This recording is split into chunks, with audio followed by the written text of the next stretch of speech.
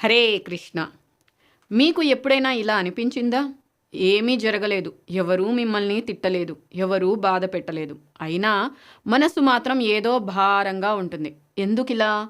ఎందుకంటే మనల్ని ఎక్కువగా ఇబ్బంది పెట్టేది బయట ప్రపంచం కాదు, మన సొంత మనస్సే. ఒక చిన్న నెగిటివ్ ఆలోచన చాలు రోజంతా మన ప్రశాంతతను పాడు చేయడానికి. ఎవరైనా ఒక్క మాట అన్నారంటే ఆ మాటనే మళ్ళీ మళ్ళీ గుర్తు చేసుకుంటూనే ఉంటాము. ఒక పని సరిగగా జరగకపోతే మన మనసు వెంటనే మొదలు పెడుతుంది, నాతో ఏది సరిగా జరగదు, నేను పనికిరాని వాడినేమో, అందరూ నాకంటే బెటర్. చూడండి, సమస్య బయట జరిగిన సంఘటనలో ఉండదు, ఆ సంఘటనను మన మనస్సు ఎలా తీసుకుంటుందో అసలు సమస్య అక్కడే ఉంటుంది.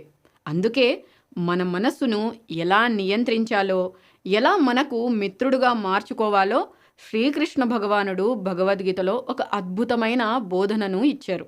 ఆ బోధన ఏమిటో ఇప్పుడు తెలుసుకుందాము. మన మనస్సు మన స్నేహితుడా లేక శత్రువా? ఈ ప్రశ్నకు శ్రీకృష్ణ భగవానుడు భగవద్గీత 6వ అధ్యాయం 5వ శ్లోకంలో అద్భుతమైన సమాధానం చెబుతున్నారు. ఉద్ధరేదాత్మనాత్మానం ఆత్మానామవసాదయేత్ ఆత్మైవాహ్యాత్మనో బంధుర్ ఆత్మైవారిపురాత్మనః. ఈ శ్లోకం అర్థం చాలా సులభం. శ్రీకృష్ణుడు ఈ విధంగా చెబుతున్నారు, మనిషిని పైకి లేపేది కూడా అతని మనస్సే, కిందికి లాగేది కూడా అదే మనస్సే. అంటే మన మనస్సు మనకు మంచి స్నేహితుడిగా కూడా మారొచ్చు, పెద్ద శత్రువుగా కూడా మారొచ్చు. ఒక్కసారి ఆలోచించండి, ఒక డాక్టర్ చేతిలో ఉన్న కత్తి ఒక మనిషి ప్రాణాన్ని కాపాడుతుంది. అదే కత్తి ఒక దొంగ చేతిలో పడితే ఒక ప్రాణాన్నే తీసేయగలదు. అంటే సమస్య కత్తిలో లేదు, దాన్ని ఎవరు ఎలా ఉపయోగిస్తున్నారన్నదే విషయం. అలాగే మనస్సు కూడా చెడ్డది కాదు, అదుపులో లేని మనస్సు మనకు శత్రువు. అదుపులో ఉన్న మనస్సు మన జీవితంలోనే గొప్ప స్నేహితుడు. అందుకే మన మనస్సుకు సరైన శిక్షణ ఇవ్వడం చాలా ముఖ్యం. శిక్షణ పొందిన శుద్ధి చేయబడిన మనస్సు మనకు అత్యంత గొప్ప స్నేహితుడుగా మారుతుంది. మనస్సు మనల్ని ఎందుకు ఇబ్బంది పెడుతుంది అంటే, మన మనస్సు ఒక్క నిమిషం కూడా ఖాళీగా ఉండదు. ఎప్పుడూ ఏదో ఒకటి ఆలోచిస్తూనే ఉంటుంది, ఎప్పుడూ ఇలా అడుగుతూనే ఉంటుంది, నాకు సంతోషం ఎలా వస్తుంది, నాకు నచ్చింది ఎలా దొరుకుతుంది, నాకు ఇబ్బంది కలిగించే వాటి నుంచి నేను ఎలా తప్పించుకోవాలి. ఇందులో తప్పు ఏమీ లేదు. కానీ మనస్సుకు భగవద్గీత జ్ఞానం, మంచి బుద్ధి, భగవంతుని మార్గదర్శనం లేకపోతే అది మనల్ని తన ఇష్టం వచ్చినట్లు నడిపించడం మొదలు పెడుతుంది. ఉదాహరణకు, కోపం మంచిది కాదని అందరికీ తెలుసు కదా.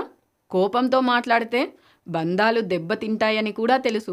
అయినా కోపం వచ్చినప్పుడు ఆలోచించకుండా ఎదుటి వారిని బాధ పెట్టే మాటలు మాట్లాడేస్తాం. You never listen to a single word I say. కొద్దిసేపటి తర్వాత అయ్యో నేను అలా ఎందుకు మాట్లాడాను అని బాధపడతాము కదా. ఎందుకు అలా జరిగింది? ఆ సమయంలో మనసు యజమాని అయ్యింది, బుద్ధి దాని మాట వినే సేవకురాలైపోయింది. అర్జునుడికి కూడా ఇదే జరిగింది. అర్జునుడు సాధారణ వ్యక్తి కాదు, గొప్ప యోధుడు. అద్భుతమైన విలువిద్య, అపారమైన ధైర్యం అన్నీ ఉన్నాయి. కానీ కురుక్షేత్ర యుద్ధం మొదలయ్యే ముందు తన సొంత మనసే అతన్ని బలహీనునిగా చేసింది. అతను గందరగోళానికి గురయ్యాడు. నాకు ఏం చెయ్యాలో అర్థం కావడం లేదు అని శ్రీకృష్ణ భగవానుడితో చెప్పారు.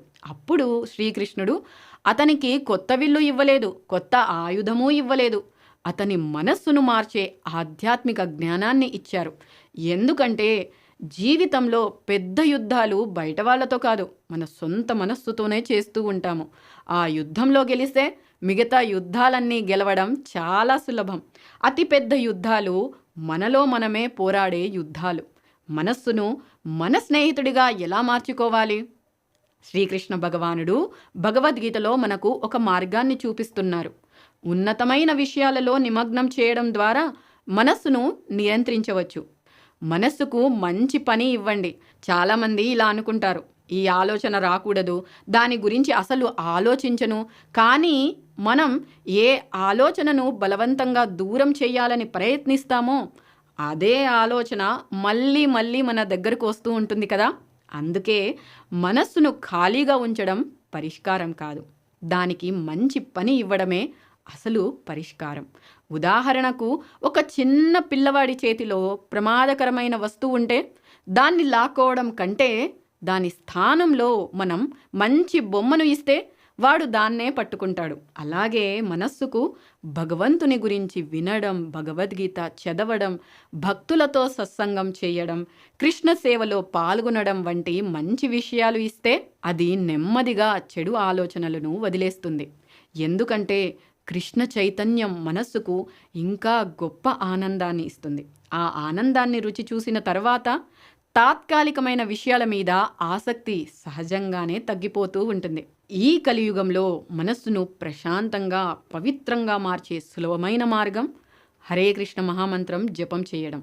హరే కృష్ణ కృష్ణ కృష్ణ హరే హరే, హరే రామ రామ రామ హరే హరే.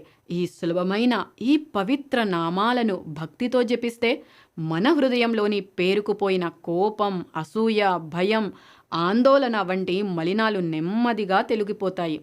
ఒక అద్దం మీద దుమ్ము పడితే మన ముఖం సరిగా కనిపించదు కదా. అదే అద్దాన్ని శుభ్రం చేస్తే మన ప్రతిబింబం స్పష్టంగా కనిపిస్తుంది. అలాగే హరే కృష్ణ మహామంత్రం మన మనస్సును శుభ్రం చేస్తుంది.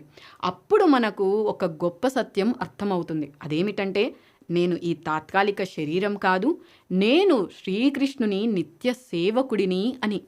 మంచి సాంగత్యం చాలా చాలా ముఖ్యం. ఒక మాట గుర్తు ఉంచుకోండి, మనతో ఎవరు ఉంటారో కొంతకాలానికి మనం కూడా అలాగే మారిపోతూ ఉంటాము. ఎప్పుడు నెగిటివ్గా మాట్లాడేవారు, అందరినీ విమర్శించేవాళ్ళు, డబ్బు, పేరు, భోగాల గురించి ఆలోచించే వాళ్లతో ఎక్కువగా ఉంటే మన ఆలోచనలు కూడా అలాగే మారిపోతూ ఉంటాయి.